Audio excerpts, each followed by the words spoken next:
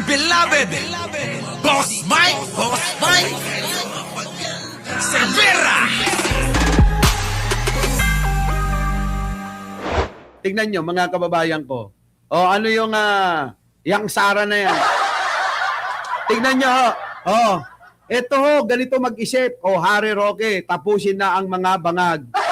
Zero remittance, 1531. Kita nyo? Kung hindi na ba naman talagang mga wala na sa, wala na sa katinuan, Ayan, nananawagan na naman sila, mga kababayan ko. Siya mga OFW nating mga kababayan. Zero remittance daw ang panawagan. Para daw matapos na ang pamahalaan. Tiisin nyo yung nanay nyo, tatay nyo na mayroong karamdaman. Huwag nyo silang padadalhan. Hayaan nyo silang magutom, mamatay na sa sakit na nararamdaman. Huwag nang bumili ng maintenance para sa high blood, diabetes, at kung ano-ano pang karamdaman. Ganon ang gusto ng mga DDS na yan. Zero remittance, mga kababayan, panawagan ng mga bobot tanga at tulad niyan. Kita nyo mga kababayan ko, tindi talaga nila mag-isip. Para masaktan nila si Pangulong Bongbong Marcos, damay-damay lahat. Mga kababayan, hindi ho ganun yan. Mga kababayan, bakit ka magre-recruit? Kung galit ka kay Pangulong Bongbong Marcos, di, galit ka lang. Bakit idadamay ninyo? Bakit idadamay nyo yung ibang mga tao? Paano yung mga OFW? Kaya nga nandiyan yan sa ibang bansa. Kasi palibhasa, hindi nila alam ni Sara Duterte kung ano yung pong inyong pakay. Kayong mga OFW, ramdam ko kayo. Sa tuwing pumupunta ako sa ibang bansa, mga kababayan, halos nalibot ko na ang mundo. Kung saan nandoon ang mga kababayan nating mga Pilipino. Bakit ka nandito? Ang tanong ko. Para sa pamilya ko, para sa nanay tatay ko na may karamdaman na kailangan kong tostusan yung kanilang mga maintenance. Tostusan ko dahil hindi na nakakapagtrabaho. Bakit ka nandito? Iniwan ko yung mga anak ko at asawa ko. Kasi kailangan kong gawin dahil pang matrikula, pantulong sa asawa ko na nambababae naman. Di ba? Para yun doon, para makatulong sa pamilya, mapagtapos nila yung mga anak nila, mabigyan nila ng magandang kinabukasan. Pag tinanong mo yung lalaki, lalaki, bakit ka nandito? Nagtsatsaga ka rito. Dito, nakakasweldo po ako ng sasapat sa pamilya ko. Iniwan ko yung mga anak ko, yung asawa ko. Kahit na may nababalitaan na ako na yung asawa ko may dumadalaw gabi-gabi, tinitiis ko. Dahil kasalanan ko naman, dahil ako lumayo. Baka siguro naghahanap ng bengbang tuwing gabi. Wala naman ako magagawa, Diba, mga kababayan ko? Kaya, nilulunok na lang ng mga karamihang OFW yung mga ganyang problema. Bakit? Ano ibig ko sabihin at anong gusto kong ipahatid sa inyo? Nagtitiis, nagtsatsaga ang mga OFW nating mga kababayan para sa kanilang pamilya, magulang, at sa iba pang pangangailangan. Tapos gusto nyo, wag magpadala.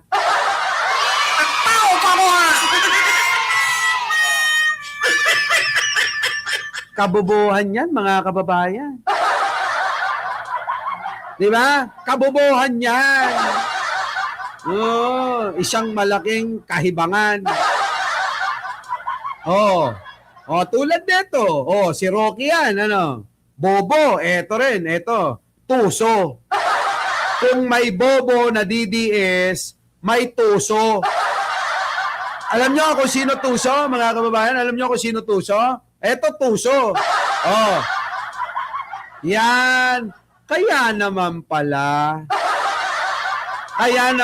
panay ambira ng bira. Etong isang babae na ito na nagngangalang Guanzon, tatakbo pala bilang senador. Kaya naman pala bida-bida. Kasi balak maging senadora.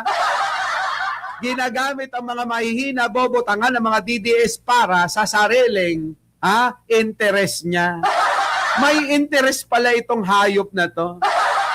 Mga kababayan ko, kung inyong maalala, eto, pakinggan ho ninyo, mga kababayan. Nasaan na yung Boss Mike? Nawala na. Nawala na ba? Nawala na. Eto, yan. Naging DDS. Hindi po ako DDS. Kita nyo. Oy, Arnold Lopez, kakakamping mo pala to eh. Bakit po kayo naging DDS? Hindi po ako DDS. Kakamping po ako, di ba? I'm really left of center. Ganito pala eh. Kakamping daw Arnold Lopez, oh. Ano? So paano? Kakamping nyo pala to. Kakampi pala ng kakamping ito. Sa lahat ng kakamping, mga kababayan ko, eto yata yung nahiwalay, ano?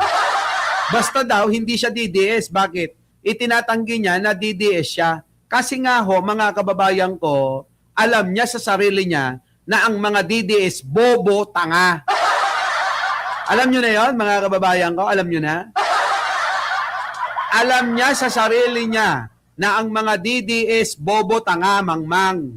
Alam niya yan. Kaya ayaw niyang mapabilang. Di ba? Ang mga DDS, tanga, mangmang, bobo, ganon. Kaya si Guangson, kunyari kumakampi kay Digong, kunyari kumakampi kay Sara. Pero dahil mga bobo, tanga at mangmang ang mga DDS, syempre, gagamitin niya.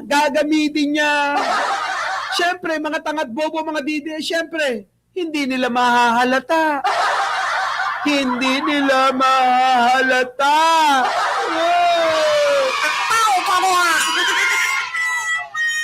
Di ba? Yan po, mga kababayan ko. Samantalang yan eh. Ano yung issue niyan? Ito. Online ang video ni dating COMELEC Commissioner Rowena Guanzon na sinisigawan ng isang couple sa isang mall sa Makati.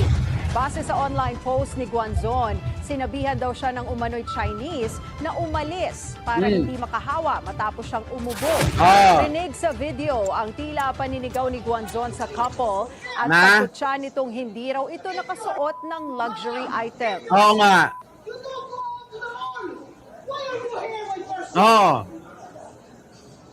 Who is this man? He's your husband? Who is this man? Ramos! Nagwawala, mga kababayan, yung baliw. Tapos sabi niya, mga kababayan ko, dyan hindi ka nga naka-Gucci, hindi ka nga naka-Rolex. Pero pag tinignan nyo naman si Guangzhou, mga kababayan, kahit anong isuot, mukhang katulong pa rin.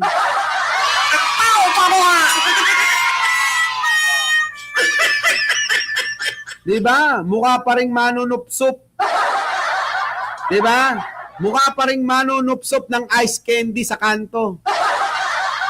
Yan, oo. Kaya naman pala.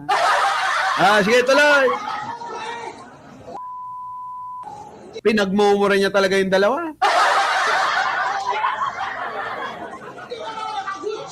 Oo. Tingnan niyo yung itsura, mga kababayan ko. Itsura, mga kababayan, parang tomboy na tagahugas ng puwet ni Digong, ano?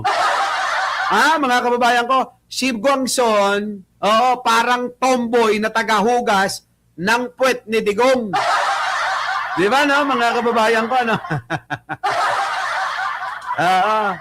Siguro sinusup-sup yung nguso ng tilapia. Tingnan nyo, mga kababayan ko. Tingnan nyo! Titigan nyo!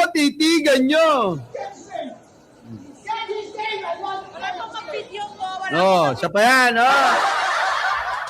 Walang yung mga kababayan ko.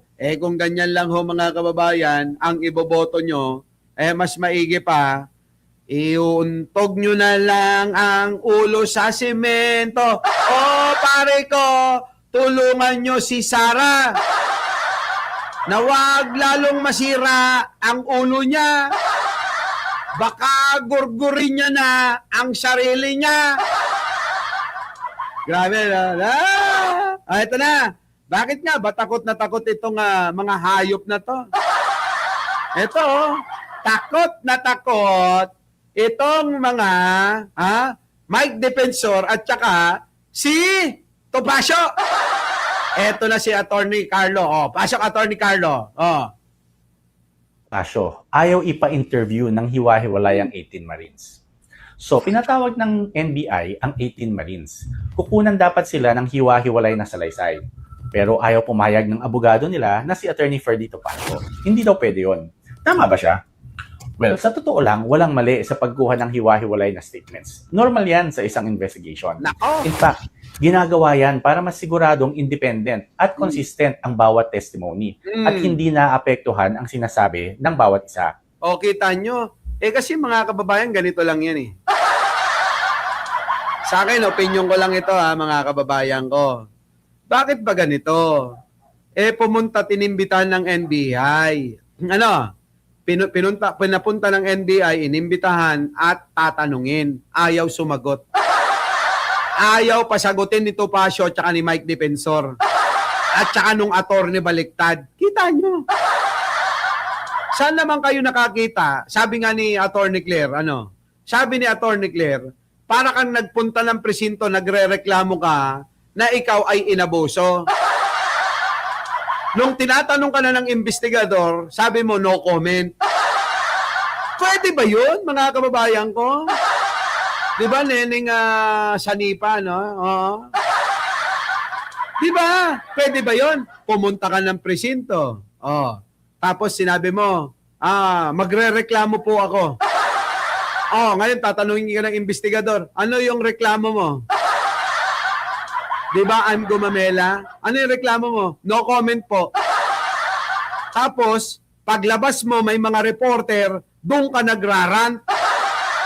Sa reporter mo sinasabi na si ganito, si ganyan, inabuso ko, ginanito ko, ginanyan ako. Di ba, mga kababayan ko? Ganun ho yung nangyayari. So gusto nila magpabida-bida sa social media at saka mainstream media. Sa investigasyon, ayaw nila magpa-imbestiga. Ayaw nilang sumagot sa mga katanungan. Ayaw nilang sabihin kung ano yung mga nirereklamo nila. Tao pa mo ha! Ganon ganon ang ginagawa nila eh. Saan naman ho kayo nakakita ng ganon? Sige nga ho, paki-explain nyo nga. Mga kababayan ko, maliwanag eh. Kaya kayo inimbita para ho tanungin kung ano yung nirereklamo nyo. Bakit tumututol si Topacio? Bakit tumututol yung Mike Defensor? Akala ko ba yan dalawa na yan walang kinalaman? Di ba sabi nila, wala kami kang kinalaman dyan sa 18 Marines na yan? Oo, wala kaming kinalaman. Pero, noong pong sinabi na tatanungin bawat isa hiwa-hiwalay, biglang kumontra. Sabi, hindi pwede yan, hindi pwede. Paano yun?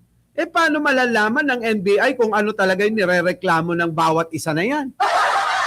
Halatang halata na ho, kaya ba iisang affidavit lang yung ginawa nila? Para kailangan kapag tinanong, sama-sama sila, ganon? Kaya nga dapat, sabi nga ni Ombudsman Remulla, sana isa-isang affidavit kasi sa buong taon na tinutukoy nila na nagdi-deliver daw sila ng mali-maleta, hindi naman po sila magkakasama. Ano yan? Hindi na umuuwi sa mga asawa at hindi na bumebengbang sa mga asawa nila? Ano yan? Sila-sila na lang ang buong yan na magkakasama yung 18 na yan? Kung nasaan yung isa, nandoon yung isa? Ano yan? Hindi na bumebengbang? O sila-sila na lang ang nag-aanuhan? Di ba? Madali lang uunawain ito. Oo, pero hindi mauunawaan ng mga DDS. Hindi mauunawaan ng mga DDS yung ganyang klase. Isipin nyo maigi, mga kababayan ko.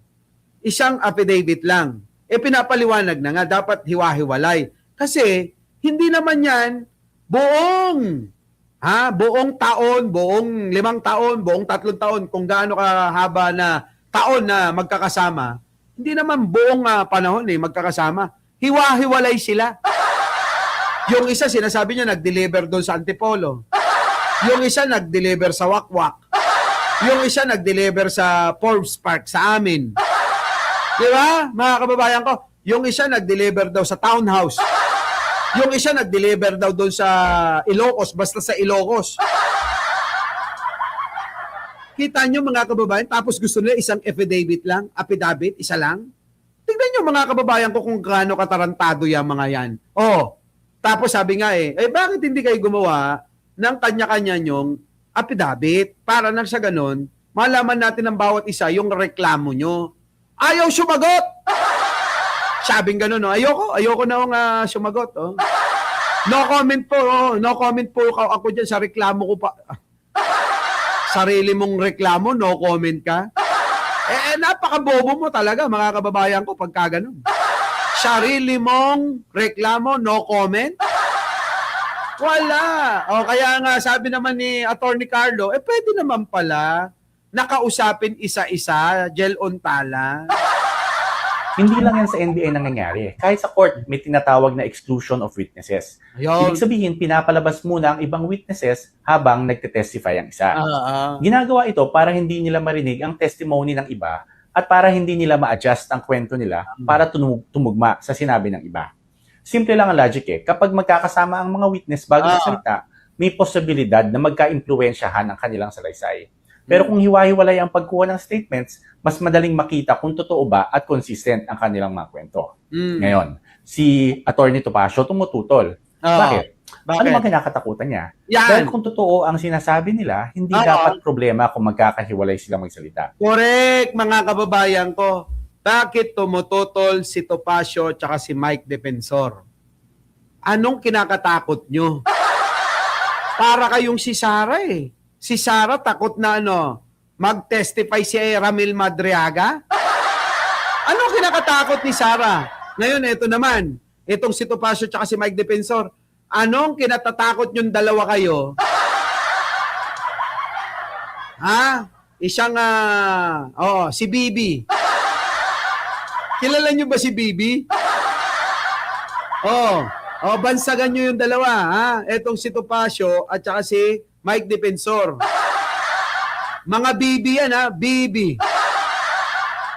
Ano yung Bibi, Boss Mike? Bansot at bingot.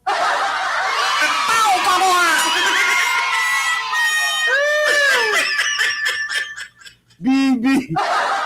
Sabi ni Jaguar, alin ba ang masusunod? Ang sistema ng NBI o ang abogado ng 18 na wala na sa tamang pag-iisip? At bakit nakabuntot ang Mike? Abogado din ba siya ng 18 na yan? Yun na nga! Yun na nga yung sinasabi natin Oo. Ito.